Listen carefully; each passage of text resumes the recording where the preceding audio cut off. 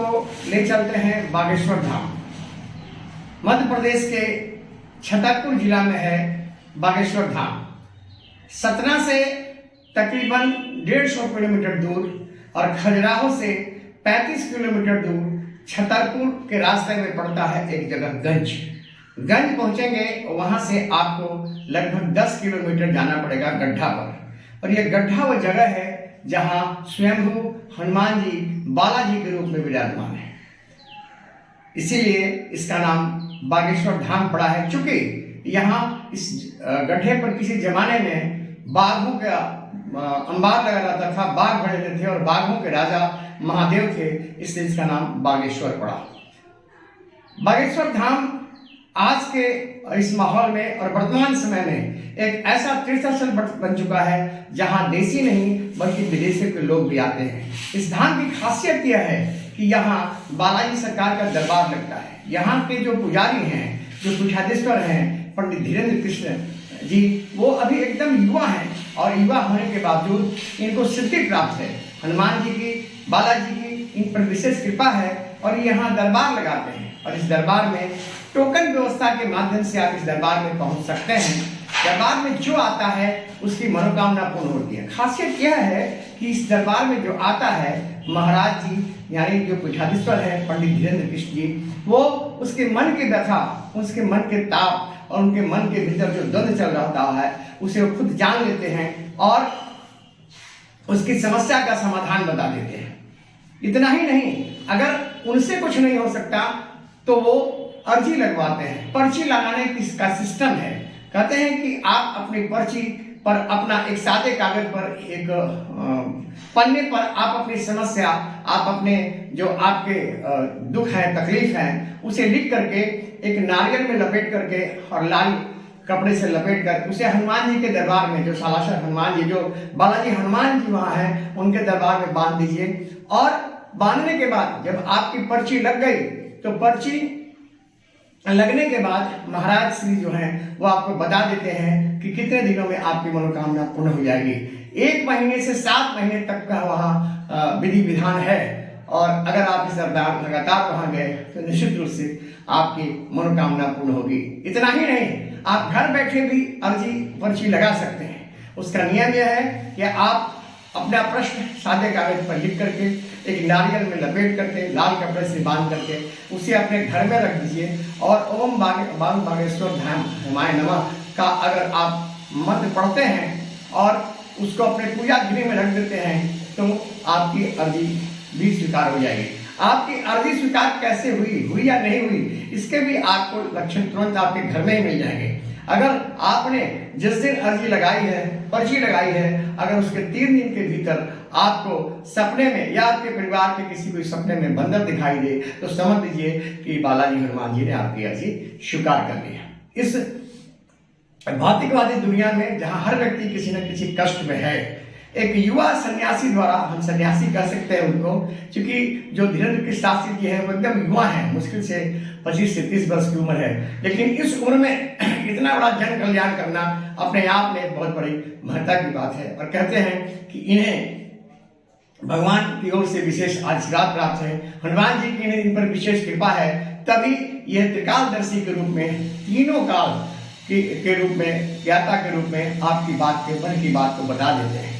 आपको अगर बागेश्वर धाम पहुंचना है तो आप जहां से भी आए, छतरपुर पहुंचे या खजुराहो पहुंचे, खजुराहो से 35 किलोमीटर दूर पड़ता है। आप वहां बस से, टेम्पो से, बस से अगर सतना से आप जाना चाहें, मैं तो सतना से ही उतर के गया था, सतना से जाना चाहें तो आप उन्हें बता दें कि हमें धाम पर जाना है। वो ठीक धाम के मोड़ पे, गड्ढा के मोड़ जो गंज होता है मेरे, वहां उतार देते हैं और वहां से आराम से धाम में जाने पर आपके रहने खाने सारी प्रक्रिया, सारी व्यवस्था वहाँ है और वह सब एकदम मुफ्त है।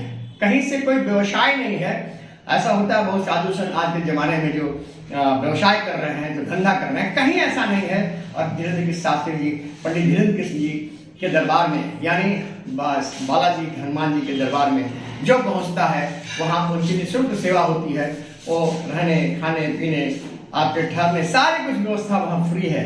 हाँ, आप अपने इच्छा अनुसार जो दान चाहें, पुण्य चाहें कर सकते हैं। इस दरबार की एक और चमत्कार भी है कि यहाँ एक ऐसा पेड़ है जिस पेड़ के बारे में कहा जाता है कि अगर आप भूत प्रेत बाधा किसी प्रकार की बाधा से ग्रसित हैं और वहां पहुंच गए तो पेड़ के पास आप जैसे ही जाएंगे ठीक चुंबकीय शक्ति की तरह, यानी जैसे कि बिजली का करंट किसी को लग जाए और उसमें सट जाता है दाग में, उसी तरह व्यक्ति पेड़ में सट जाता है जो प्रेत बाधा से ग्रसित होता है या जो किसी तरह के टोटके इत्यादि से ग्रसित होता है, वो उस पेड़ में सट जाता है और वो तब तक नहीं हटता जब तक महाराज जी आकर के उसको झाड़ते नहीं हैं, उसको देखते नहीं हैं, तब तक वो पेड़ से नहीं हट सकता। तो आज के प्रतिवादी दुनिया में आपको भी चाहिए कि बागेश्वर धाम जाइए और बागेश्वर धाम दरबार में जरूर एक बार जाइए ताकि आप भी अपने कष्टों से मुक्ति पा सकें। एसन से आप जन प्रहरी पटना।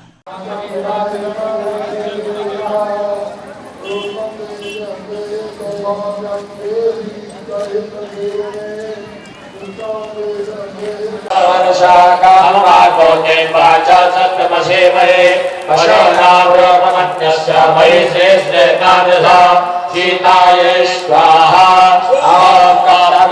प्रजाभूता मयि संभवकर्मा श्रियमाचमे कुले मातरं भक्तपालने सीतायै स्वाहा ओम आपदसिद्धानि चिग्रेतस्मेग्रे निचदेवे पातलं श्रियमाचमे कुले सीतायै स्वाहा ओम आग्रह पुष्करणे पुष्टं पिंगलं भक्तपालने चंद्राभयल्पयं लक्ष्मीं जातवेदो महावः सीतायै स्वाहा ओम आद्रं व्याकरणें व्यष्टिं सुवर्णाय भगवानने सूर्याभयल्पयं लक्ष्मीं जातवेदो महावः सीतायै स्वाहा ओम रामाय जातवेदो लक्ष्मी। टीला हो गया एक तरह से, जिसे कहते हैं। ये सामने देखिए नारियल, यही नारियल है जिसमें लपेट के लोग अपनी अर्जी को लगाते हैं यहाँ बाबा के दरबार में, उन्हें सुनाते हैं अपना फरियाद और उनकी फरियाद बाबा पूरी करते हैं। ये देखिए पूरा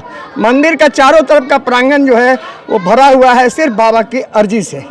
आप देख रहे हैं ये जितने मंदिर का जो परिसर है, जो इसके ग्रिल्स हैं, वो सारे ग्रिल्स यहाँ पे भरे पड़े हैं बाबा की अर्जी से। देखिए ये सारे बाबा की अर्जी लोग लगाए हुए हैं। जो आया जैसी मनोकामना की, जैसी समस्या वैसी बात बताई, अर्जी लिखा। और देखिए मैं आपको दिखा रहा हूँ, ये एक प्लास्टिक में लपेट कर रखा हुआ है, इसके अंदर जो है वो अर्जी लगी हुई है और ये अर्जी सरकार तक पहुँचती है। बागेश्वर धाम सरकार जो यहाँ पे हैं वो खुद इस अर्जी को पढ़ लेते हैं और फिर उस अर्जी के जो अर्जी करता है उसके मनोकामना को पूर्ण करते हैं। तो आइए हम आपको दिखाते हैं बागेश्वर धाम सरकार की मंदिर की वो परिदृश्य जिसमें लाखों करोड़ लोग अपनी मनोकामना पूर्ण करने आते हैं और फिर यहाँ से, मैंने जैसा कहा कि लोग रोते हुए आते हैं और हंसते हुए जाते हैं। जय बागेश्वर धाम सरकार की। के पास पहुँचे किस लिए आए हो, कितने कहाँ से आए ये बताओ। मानगंज से आए हैं। अच्छा, बाबा के दरबार में क्या सोच के आए हो, क्या मांग के आए हो? सर अपने दर्शन करने आए। दर्शन करोगे, कुछ मांगोगे मतलब सरकार से? जी मांग लेंगे, मिल जाएगा। मांग लेंगे। मांग लोगे, क्या मांगोगे? सर कुछ नहीं, वो अपना ये जो आपको साल पूरा। आपको विश्वास है कि आप जो मांगोगे मिल जाएगा यहाँ? जी। इतना नाम सुन के आए हो आप यहाँ से? जी। क्या सुने हो के बारे में? आगे से धाम महाराज की नाम सुन के आए। अच्छा, यहाँ से कितने दूर से आए हो? मानगंज से आए। 90 किलोमीटर। मोटरसाइकिल से चला के आए अपने से? नहीं, किसी के साथ आए हो? जी। इसके पहले कभी आए कि नहीं आए? कभी नहीं आए। महाराज जी के बारे में क्या सुने, सरकार के बारे में? सर बहुत सुनो उनके बारे में, बहुत से सुनो उनके बारे में। आपको भी आशा है इस दरबार से? जी। तो क्या मांगोगे आप?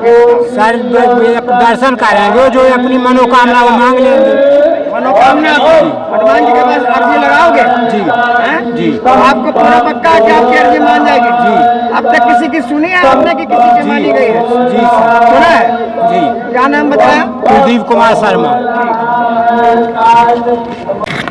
महाराज जी मैं बिहार पटना से आया हूँ। स्वागत आपका, आपके चरणों में खूब खूब आशीर्वाद। बागेश्वर वाला जी कृपा करें। हम ये जानना चाहते हैं कि ये बागेश्वर धाम नाम क्यों पड़ा? वाह, बागेश्वर धाम नाम इसलिए पड़ा है कि यह प्राचीन तीर्थ स्थल है। यहाँ पर दिव्य शक्तियाँ विराजमान हैं। उत्तराखंड में एक स्थान है जिसका नाम बागनाथ मंदिर, बागेश्वर जिला है। वहाँ जो बागनाथ मंदिर है, बागनाथ मंदिर की स्थापना जिस काल में हुई थी, जिस समय में हुई थी, ऐसी किंवदंती और मान्यता है कि उसी काल उसी समय की स्थापना यहाँ की है, इसलिए इस स्थान का नाम बागेश्वर पड़ा। दूसरी ऐसी मान्यता किंवदंती क्षेत्रीय लोगों के, बूढ़े बुजुर्गों, दादा गुरु जी के मुख से सुनी कि यहाँ पहले बाघ हुआ करते थे, बाघों के राजा महादेव थे, इसलिए इस स्थान का नाम बागेश्वर पड़ा। महाराज जी, तो यहाँ किसकी पूजा अर्चना होती है? पूजा अर्चना बागेश्वर बालाजी की होती है और बागेश्वर महादेव की होती है। पर नाम स्वर लगना मतलब महादेव का नाम है, पर स्थान है बागेश्वर बालाजी तीर्थ। तो बालाजी का यहाँ दिव्य स्थान है। स्वयंभू हनुमान जी विराजमान है। दैहिक भौतिक तापों के निवारण के लिए, समस्याओं के समाधान हेतु यहाँ दरबार लगता है। संपूर्ण भारत के कोने कोने से लेकर के Germany, Australia, USA, Canada, Nepal आदि देशों के भक्त भी बागेश्वर बालाजी के चरणों में अर्जी लगाने आते और उन सब पर बागेश्वर बालाजी कृपा करते। अर्जी कितने लोगों की अब तक लगी, कुछ ऐसा आंकड़ा है? आंकड़ा तो नहीं कहा जा सकता, लाखों लोग आते हैं हर महीने, लगभग 2 से 3 लाख लोग आते हैं। बायोडाटा है नहीं है, राजनीतिक कोई विषय है नहीं है कि कंप्यूटराइज्ड हो। यहाँ तो भक्त और भगवान का सीधा सा संपर्क है, पर बायोडाटा बालाजी के चरणों में सबका है। आपके दरबार में कोई आम और खास की भी परिभाषा है क्या? कोई परिभाषा नहीं, भक्ति की परिभाषा है। जिसके अंदर भक्ति है वो आम है और वो ही खास है।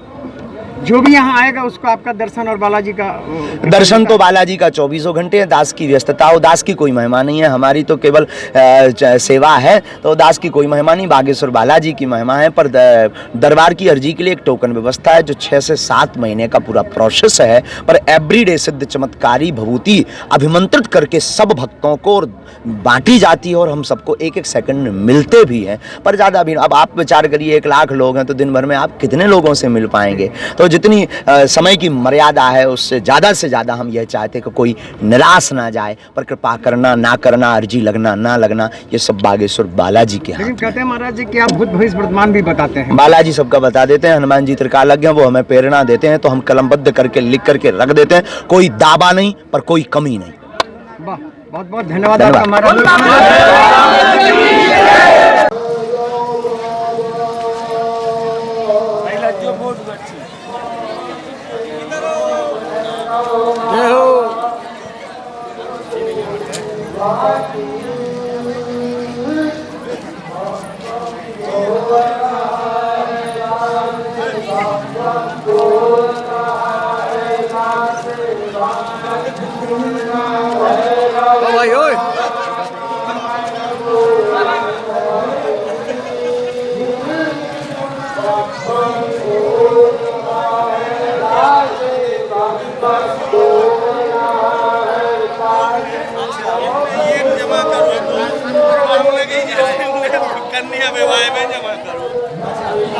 जय श्री राम, जय बागेश्वर धाम।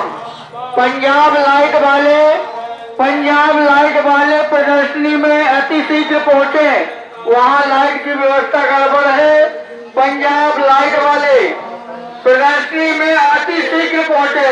जय श्री राम, जय बागेश्वर धाम।